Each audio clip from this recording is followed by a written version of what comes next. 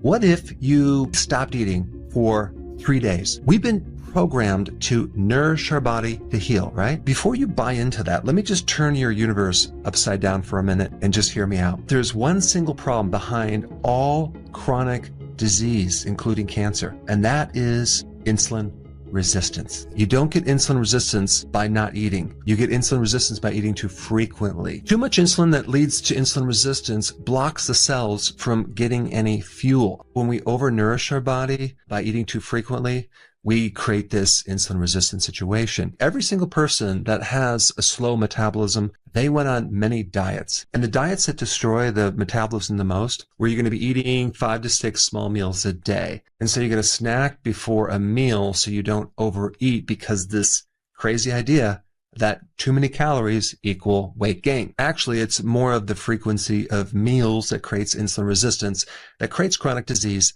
that will make you very, very overweight. But when we start to not eat so frequently and we start to do intermittent fasting, things start turning around. Let's get into the benefits of intermittent fasting and prolonged fasting. If you were to eat right now, your insulin will go up. And because insulin is going to go up, that higher insulin is going to prevent a lot of good things that are going to happen. Let's say you're going to fast for 18 hours and then you're going to eat at, let's say, 12 o'clock noon, and then you'll eat at 6 o'clock. So that's a 6-hour eating window, and then you have an 18-hour fasting window. A lot of benefits are going to happen if you do that, okay? You're going to lose weight in your midsection. You're going to feel better mentally. Your mood will come up, and your inflammation will start going down as well. When you do intermittent fasting, you're not really tapping in to all the stored sugar in your liver unless you start doing prolonged fasting. So let's say, for example, we're fasting from 24 hours one day to 48 hours 2 days. What's going to happen when you start doing this is you are going to take the benefits that I just mentioned and start to turn them way up. And one thing that's going to happen is you're going to deplete most of your glycogen in your liver. It's like a sponge with water. You're holding a lot of fluid. So in other words, you're going to lose a good amount of weight. And some people mistake that with actual fat loss. It's actually water loss. This is why when you start doing prolonged fasting, you'll lose the water first and then it plateaus.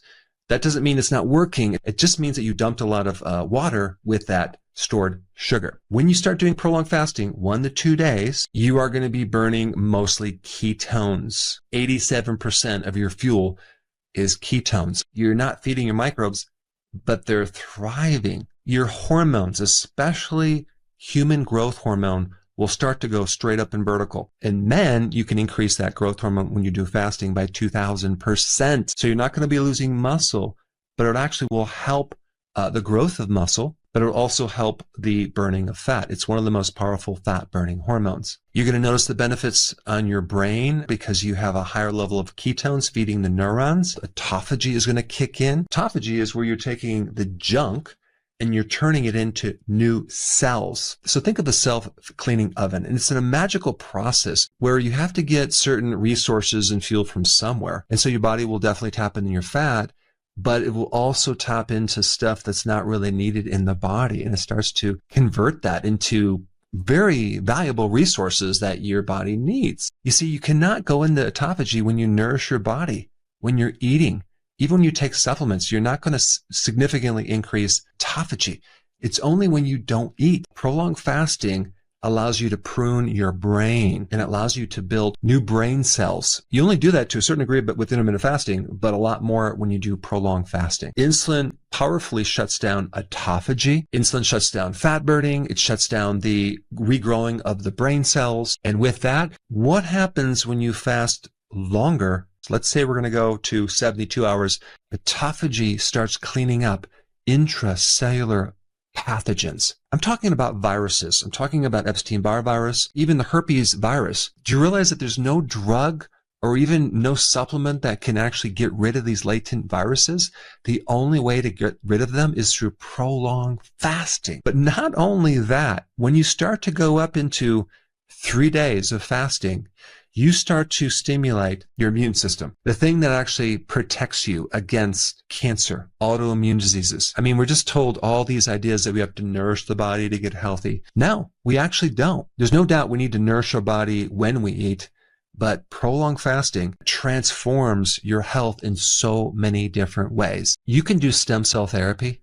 Some of the therapy is like $50,000. Well, guess what? You can get stem cell therapy for free by just not eating. And also, I wanted to point out the inspiration for this video is from this book, Metabolic Freedom by Ben Azadi. I highly recommend you get it. I'll put a link down below in the description. Here's a couple last minute tips. When you're doing a water fast, whether it's intermittent fasting or prolonged fasting, you're not eating anything except you're drinking water. And so what breaks that fast is a certain amount of calories. So you wouldn't want to consume bone broth, for example.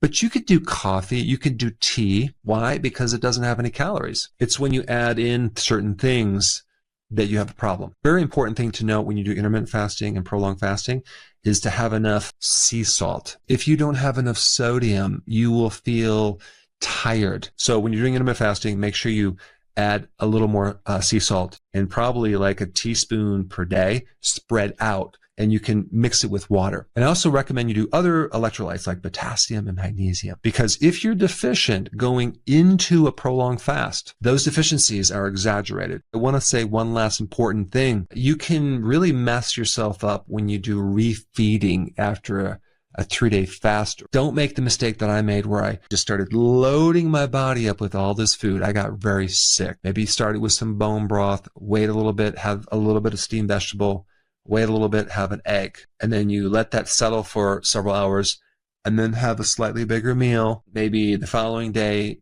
go back to your normal meals. But the point is, the worst thing you could do is have a lot of carbohydrates or introducing food after a prolonged fast. That would be the worst mistake. So to get all the details on how to do prolonged fasting, you should watch this video right here.